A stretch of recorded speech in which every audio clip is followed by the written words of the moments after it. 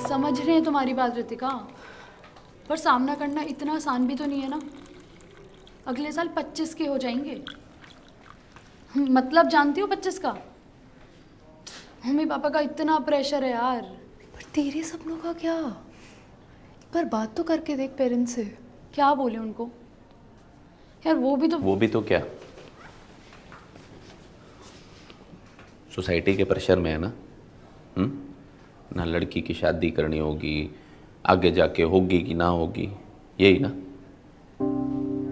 मैं समझती हूँ आप सबका प्रेशर, पर देखिए यूपीएससी ना एक अकेले एस्पिरेंट की तैयारी नहीं है। इसमें उसका पूरा परिवार उसके साथ होता है, हर दिन हर पल।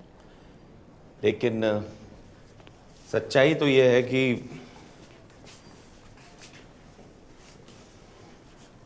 माँ बाप जो है अपने बच्चों पे प्रेशर तो डाल देते हैं, नहीं? पर संदीप जी, ये सब भी तो इन्हीं के फ्यूचर के लिए है ना। क्या होता है फ्यूचर, किसी को पता है? इस लड़की को देखो, किसी को पता है इसका फ्यूचर? अरे जो इसने 2 साल यूपीएससी ना निकाला तो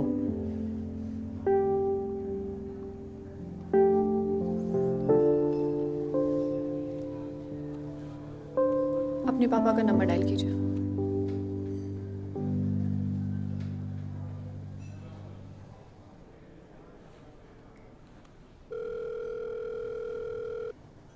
हेलो। हेलो निधि के फादर बात कर रहे हैं? जी, बोल रहे हैं। क्या हुआ? वो ठीक तो है? जी बिल्कुल ठीक है, मैं आरुषि वाल्मीकि बात कर रही हूँ। मेरे साथ ही है, थोड़ी परेशान है। यूपीएससी का सफ़र आसान तो नहीं होता है ना, इसीलिए घबरा गई है। जानते हैं क्यों? क्योंकि इसे लगता है कि अगर ये ना कर पाई तो। अरे क्यों नहीं कर पाएगी? मेहनत और लगन से लगेगी तो जरूर करेगी। और कब तक आप उसे ये मेहनत और लगन की तैयारी करने देंगे? 1 साल, 2 साल, 3 साल, 4, और उसके बाद समाज की सोच और मर्जी के आगे झुक जाएंगे ना। तो अब सारी जिंदगी यूपीएससी में तो नहीं लगेंगे ना। यूपीएससी की तो बात ही नहीं की, बात सपनों की है। मेरा सपना था कि मैं अपने पापा को एक अच्छी जिंदगी दूं, एक आईएफएस ऑफिसर बनने के बाद उन्हें पूरी दुनिया घुमाऊं।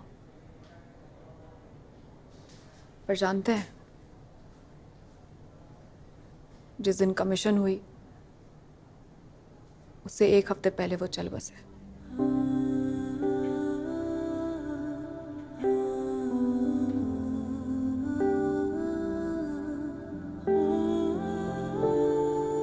प्रयागराज से बाहर भी नहीं ले जा पाए हमने। शायद ये बात मुझे हमेशा परेशान करेगी।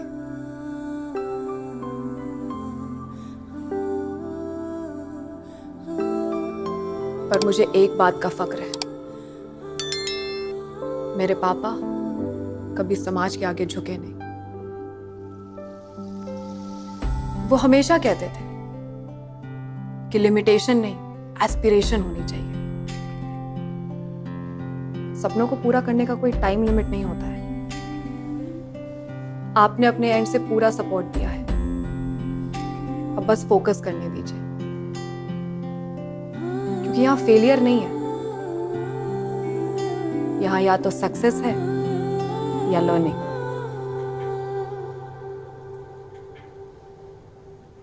सही कह रही हैं आप निधि बेटा, कोई जल्दी नहीं है, डर मत, हम तेरे साथ हैं।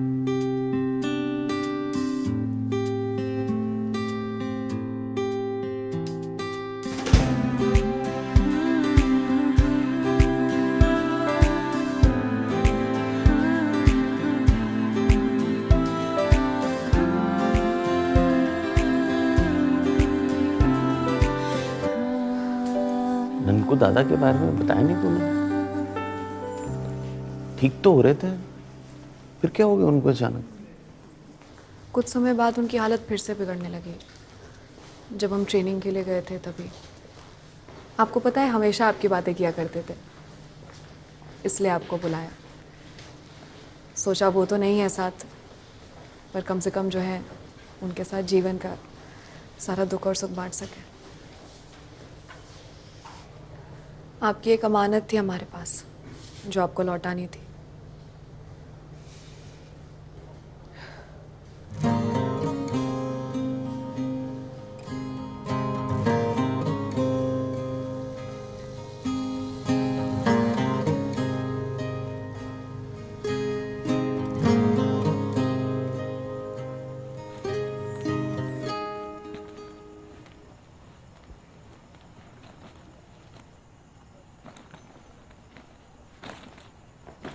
बाबू, बाबू जा रहा है।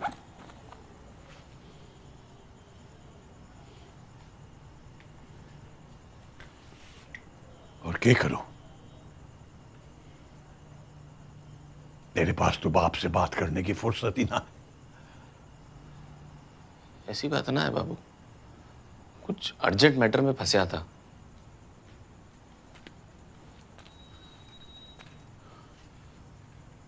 कौन से वाह छोरी? यो तैयारी करने लग रहा है तू? ऐसे अफसर बनेगा तू? बाबू, उस लड़की को न्याय दिलाना जरूरी था। उसका पापा बिस्तर पे पड़े है। और तेरा पापा, तेरा परिवार और कुसुम, उसके बारे में भी नहीं सोचा तूने? बाबू, तू गलत समझ रहा है बाबू। हाँ बेटा, मैं ही गलत समझ रहा हूं। 5 साल हो गए, 5 साल तेरा इंतजार करते हुए कि अब अफसर बन के आवेगा तू।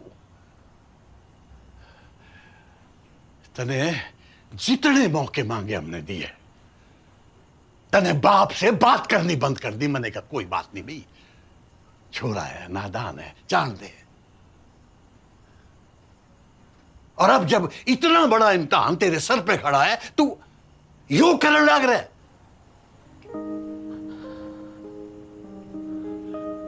बेटा, हमारे वास्ते नहीं, कम से कम अपने वास्ते ही सोच ले।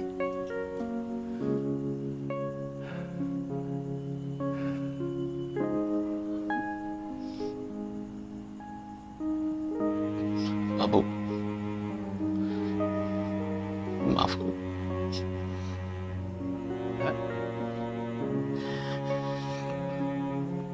तो गाइस, कैसी लगी आपको ये वीडियो? कमेंट्स में बताओ, और ऐसी और वीडियोस देखने के लिए सब्सक्राइब करो।